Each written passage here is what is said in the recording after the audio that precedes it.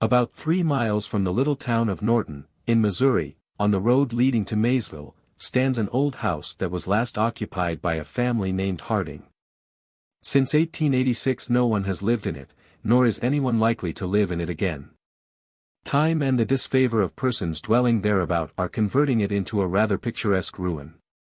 An observer unacquainted with its history would hardly put it into the category of haunted houses, yet in all the region round such is its evil reputation.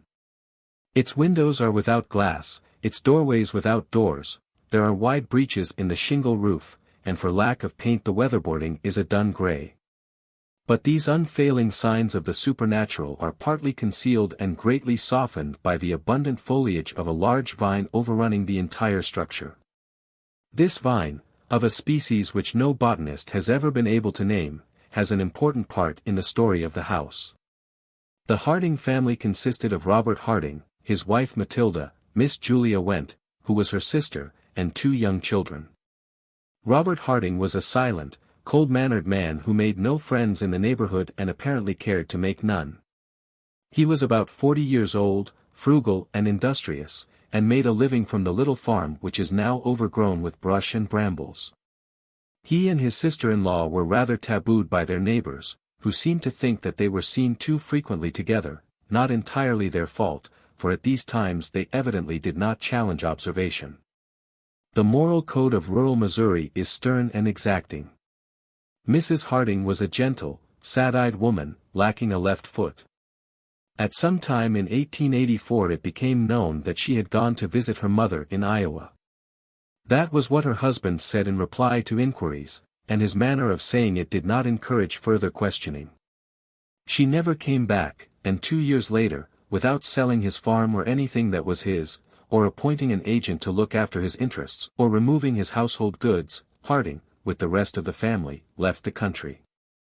Nobody knew whither he went, nobody at that time cared. Naturally, whatever was movable about the place soon disappeared and the deserted house became haunted in the manner of its kind.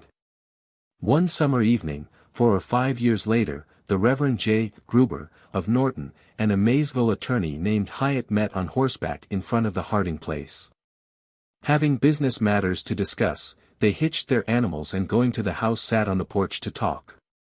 Some humorous reference to the somber reputation of the place was made and forgotten as soon as uttered, and they talked of their business affairs until it grew almost dark.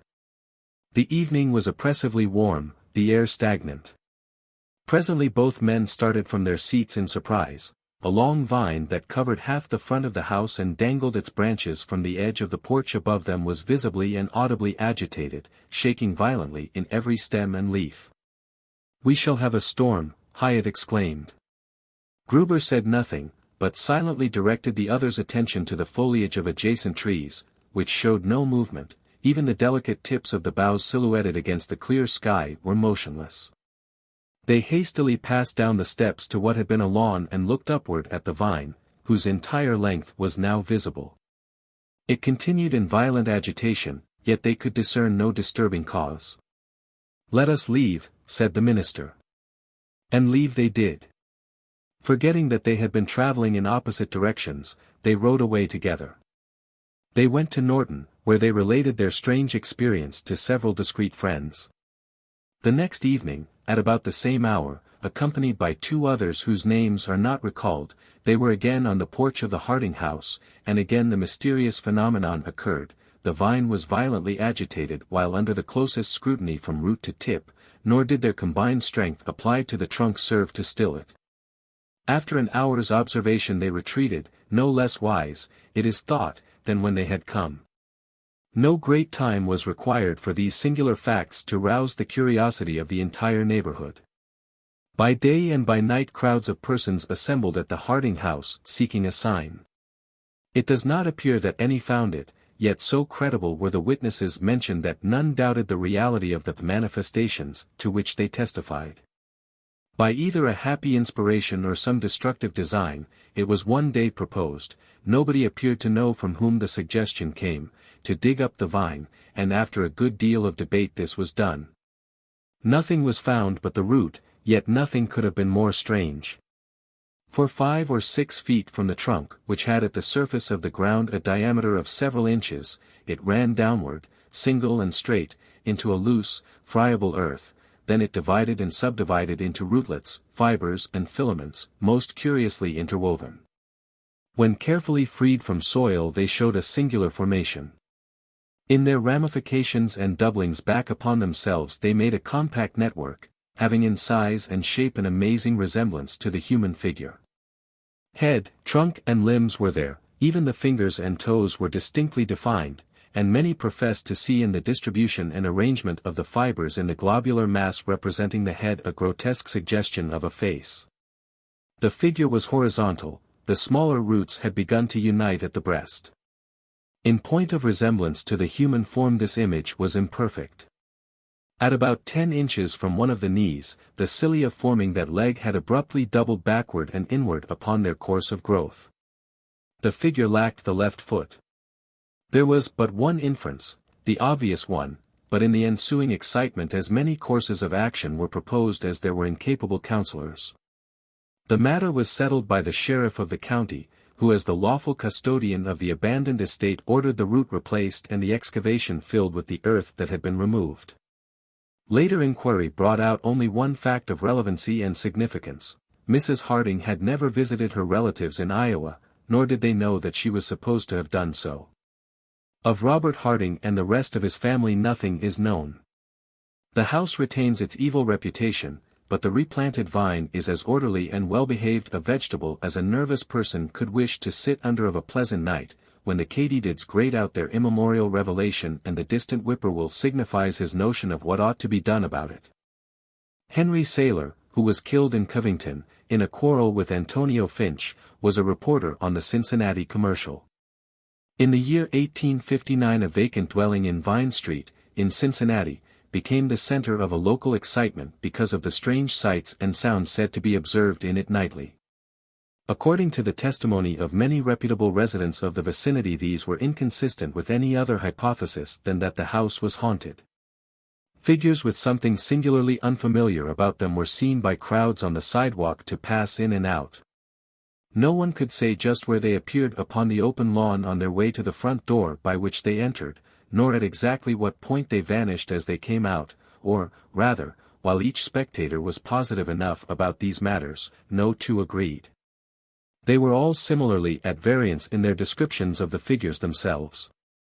Some of the bolder of the curious throng ventured on several evenings to stand upon the doorsteps to intercept them, or failing in this, get a nearer look at them. These courageous men, it was said, were unable to force the door by their united strength, and always were hurled from the steps by some invisible agency and severely injured, the door immediately afterward opening, apparently of its own volition, to admit or free some ghostly guest. The dwelling was known as the Roscoe House, a family of that name having lived there for some years, and then, one by one, disappeared, the last to leave being an old woman. Stories of foul play and successive murders had always been rife, but never were authenticated. One day during the prevalence of the excitement Saylor presented himself at the office of the Commercial for orders. He received a note from the city editor which read as follows: "Go and pass the night alone in the haunted house in Vine Street, and if anything occurs worth while make 2 columns." Saylor obeyed his superior. He could not afford to lose his position on the paper. Apprising the police of his intention, he effected an entrance through a rear window before dark, walked through the deserted rooms, bare of furniture, dusty and desolate, and seating himself at last in the parlor on an old sofa which he had dragged in from another room, watched the deepening of the gloom as night came on. Before it was altogether dark the curious crowd had collected in the street, silent, as a rule, and expectant, with here and there a scoffer uttering his incredulity and courage with scornful remarks or ribald cries. None knew of the anxious watcher inside. He feared to make a light. The uncurtained windows would have betrayed his presence, subjecting him to insult, possibly to injury. Moreover, he was too conscientious to do anything to enfeeble his impressions and unwilling to alter any of the customary conditions under which the manifestations were said to occur. It was now dark outside, but light from the street faintly illuminated the part of the room that he was in.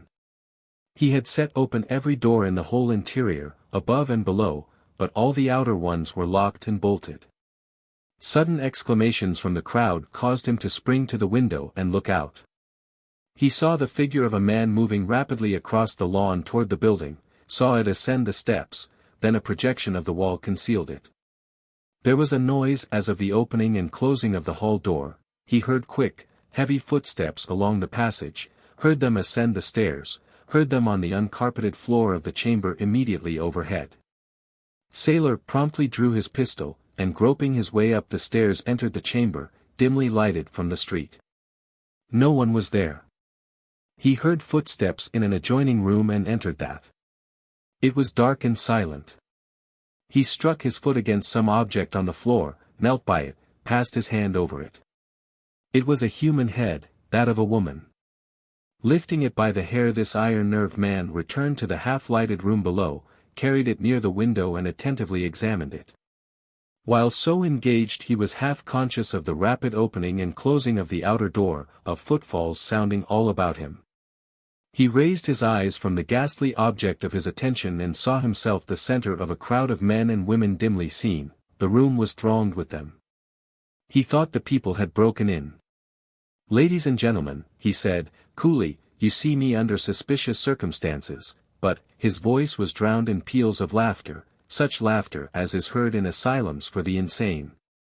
The persons about him pointed at the object in his hand and their merriment increased as he dropped it and it went rolling among their feet. They danced about it with gestures grotesque and attitudes obscene and indescribable. They struck it with their feet, urging it about the room from wall to wall, pushed and overthrew one another in their struggles to kick it, cursed and screamed and sang snatches of ribald songs as the battered head bounded about the room as if in terror in trying to escape. At last it shot out of the door into the hall, followed by all, with tumultuous haste. That moment the door closed with a sharp concussion. Saylor was alone, in dead silence.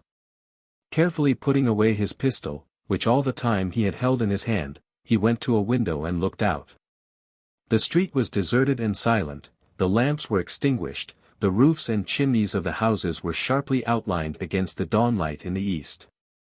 He left the house, the door yielding easily to his hand, and walked to the commercial office. The city editor was still in his office, asleep. Saylor waked him and said, "I have been at the haunted house." The editor stared blankly as if not wholly awake. "Good God," he cried, "are you Saylor?" "Yes, why not?" The editor made no answer, but continued staring. "I passed the night there, it seems," said Saylor. "They say that things were uncommonly quiet out there," the editor said, trifling with a paper weight upon which he had dropped his eyes. "Did anything occur?" "Nothing whatever."